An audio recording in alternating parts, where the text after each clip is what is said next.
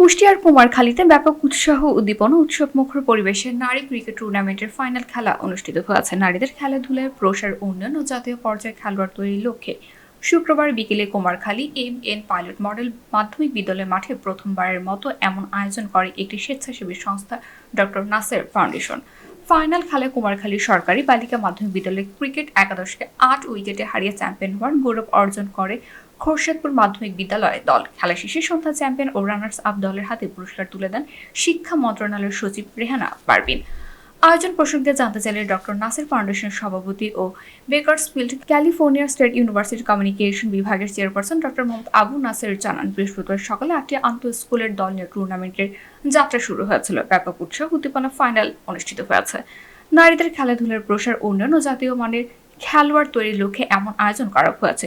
সকল শ্রেণী পেশার মানুষের ব্যাপক সাড়া পেয়েছে। ভবিষ্যতে ক্রিকেট সহ বিভিন্ন খেলাধুলার আয়োজন করা হবে।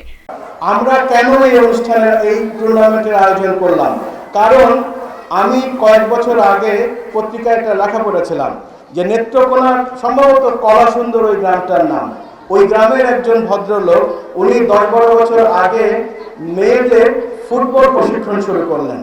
তারপর 3-4 বছর পর থেকে এখন আমরা দেখি বাংলাদেশের নারী ফুটবল টিমের প্রায় অর্ধেক নেত্রকোনার ওই এলাকা থেকে আসে। আমার মনে হলো কুমারখালী থেকে কেন নয়, সে কারণে আমরা এবার শুরু করলাম কুমারখালীর এই টুর্নামেন্ট। আমাদের স্বপ্ন আগামী 5 বছর বা 10 বছর পর অন্তত অর্ধেক না হলেও 25% ন্যাশনাল উইমেন টিমের খেলোয়াড় যেন এই কুমারখালী, খোকসা, কুষ্টিয়া থেকে যায়। খেলা শেষে সন্ধ্যা চ্যাম্পিয়ন ও রানার্স আপ দলের হাতে পুরস্কার তুলে দেন শিক্ষা মন্ত্রণালয়ের সচিব রেহানা পারভিন। এই সময় তিনি বলেন, দেশে এমন একটি সময় নারী ক্রিকেট টুর্নামেন্টের আয়োজন আমাদের শক্তি ও সাহস যোগায়। শীতের পরন্ত বিকেলে নারীদের খেলায় আমি মুগ্ধ অনুপ্রাণিত। ছেলেদের আগে এদেশের নারীরাও বিশ্বকাপ ছিনিয়ে আনবে বলে প্রত্যাশা তার।